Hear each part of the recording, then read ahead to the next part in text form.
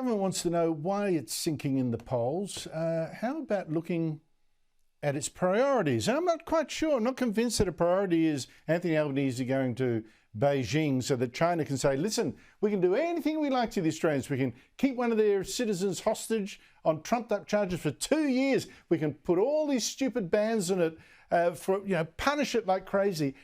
And guess what? They'll still come back, cap in hand, and looking favours, celebrating that we've stopped hitting them.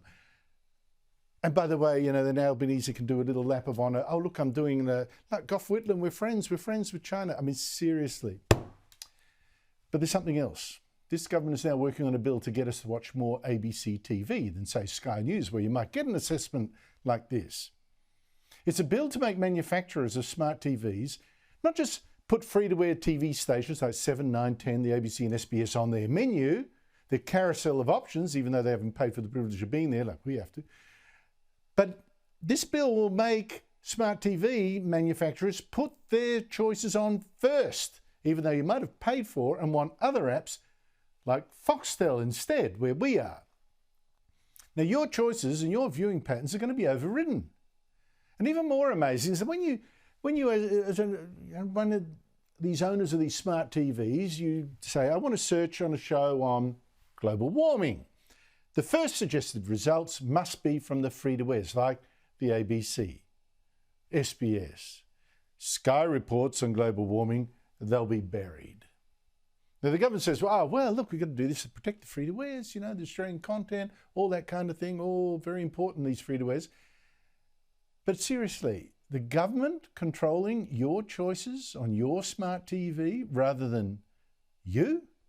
I must say that one Labor minister asked today about this seemed a little bit at sea trying to explain that bit.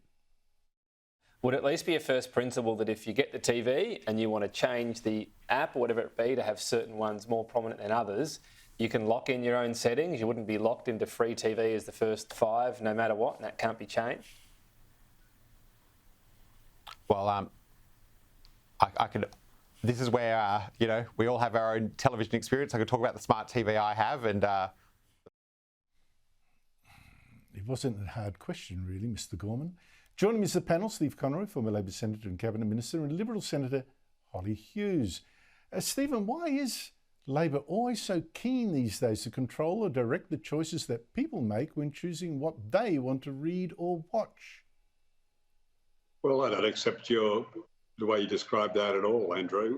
What happens at the moment? Media bill? Samsung or Sony misinformation determine the way that Australians get to view their TV. And so I don't think that's an appropriate situation at all. And I'm very comfortable and totally support the move of this bill. This isn't in any way to do with controlling people's viewing habits. No, it's not controlling it. It's just seeking to put a big thumb on their remote to sort of influence it. But Holly, the media bill under the Rudd-Gillard government, media inquiry, now the disinformation, misinformation bill, there's a pattern here, and this particular bill as well.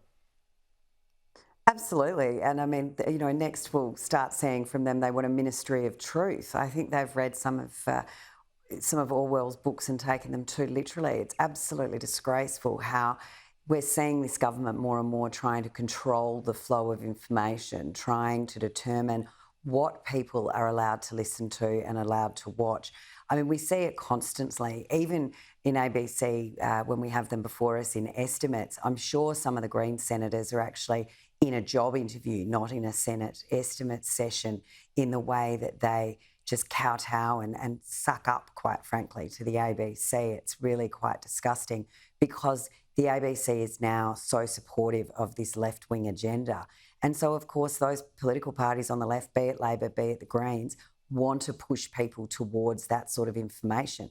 If people were just watching the ABC when it comes to what's happening in Israel and Gaza at the moment, from best I've been able to find out and see that ABC is still has reports up saying that that hospital in Gaza was an Israeli rocket attack, not that it was a misfire from Gaza itself. They don't correct when they make mistakes, and they're very quick to support their own agenda items. And I think this is really dangerous as we start to see these things culminate together. It's not just smart TVs, it's misinformation.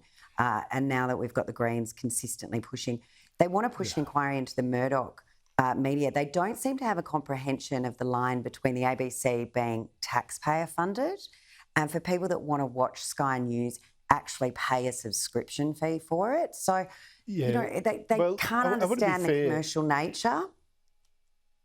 I want to be fair to the communications minister. She has said no to an inquiry into the Murdoch media, which the Greens clearly want.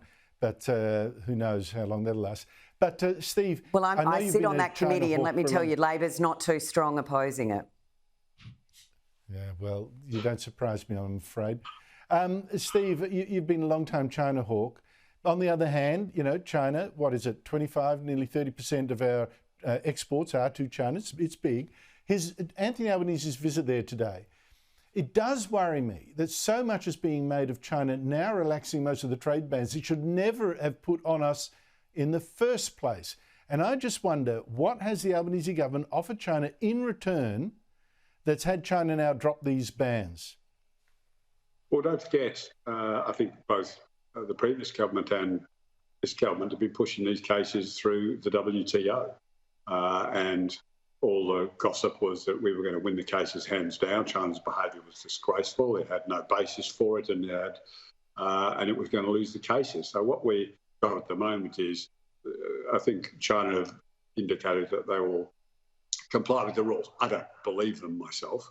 I think, you know, if they get the nose out of joint because somebody looks at them the wrong way and doesn't agree with their persecution of the Uyghurs or their continual aggression towards their neighbours in the South China Sea, they will ultimately resort to type. But for the moment, Australia's given them nothing. Our farming sector has been calling for a normalisation of relationships and getting all of the products back into China that it's had in the past, and that's a good thing. So this is a government that's proving that it can still maintain its position when it comes to being strong on national security in the face of China's aggression and bullying, but also work with the Chinese Communist Party to ensure that we're not shut out of markets. There's still plenty to do. There's still, you know, the way the Chinese treat the Uyghur community. There's still the way they, you know, engage in holding Australians on completely spurious charges. But all of that was going on under the previous government. And yeah, I know. To the credit of the Albanese I've got to just challenge you, on, Steve. I've got to challenge you, Holly. It's clear that just before Albanese flew off on one of his trips, that the government dropped the idea that it said in opposition was terrible, that China should not have, a Chinese state company should not have control of Darwin Port, even though, for instance, it's got American military refueling depot being based at the foot of that port. I mean, it's clearly strategic. The government's saying, oh no, all clear, nothing to see here. There has to be a direct link. That has to be one of the quid pro quos. Well, and I think this is the issue. While Stephen's saying we're not giving them anything, I have grave concerns that what we will be doing, though, under this government is passively accepting China's expansion model. I mean, they don't try and hide that they are trying to expand across the world. We know what they're doing with the Solomons and the way that they're moving through the Pacific, which is our region of the world. It's very, very close to our doorstep. And we need to make sure that we're standing up for our interests and Australia's interests in that region as amongst others. And I just fear that, you know, there might not be a specific we're giving them this, but the fact that we might just passively sit there, little obsequious Australia in the corner, not objecting too loudly when anything happens, not to upset them. Because Stephen's right, you look at them the wrong way and the bans could be slapped back on, but what are we going to let slip through to the keeper in the meantime? You know, the US have been quite strong on the need to still stand up in the region to this, and I just worry that we're just going to sit back in the corner and let them run amok in a bid. Trade's great, trade's fantastic, but We don't want to be but the money selling isn't everything. lobsters There's to give them security access risk. over belts and roads. Well, the Huawei cameras But that listen, we I've just got to all move of on. these I've just sorts got of new things. footage, by the way, Holly. I've just got new footage. Albanese has just met with the chairman of the National People's Congress. He's going to meet with President Xi in the next hour or so. We've got footage straight from Beijing. And, of course, it's when the meeting with President Xi occurs.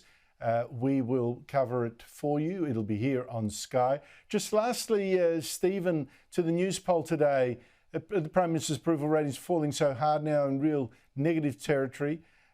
Do you think it's a permanent wound, having lost the Voice campaign, having lost some authority? Is he becoming a lame duck?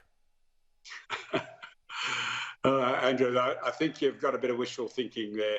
I mean, obviously the Voice was a disappointment to the Prime Minister and for those who campaigned for it. Yes, the polls still have Labor ahead, but there's no question that the honeymoon is long past. I think that with the budget going to deliver probably, in my view, a second surplus next year, you'll see economic management and the good job that Jim Chalmers and the Prime Minister are doing in stewarding finances will begin to become a bigger issue. Cost of living, absolutely, still going to continue to cause the government grief. And you've seen the petrol price hikes due to the Middle East. You continue to see issues that are outside of the control of any government in the world. You know, the Ukraine war impacted on gas prices. It's always out of the Middle control. East. No, Stephen, I've got to say, you say wishful thinking.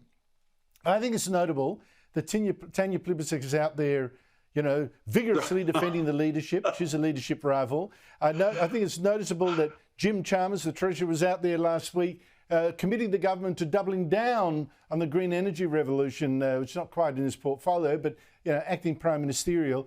While the cat's away, the mice are playing. And when the cat's actually looking pretty sick, the mice will feel very bold. So you watch this space, Stephen. You watch this space. Stephen Conroy, Holly Hughes, thank you both for your time. Really appreciate it.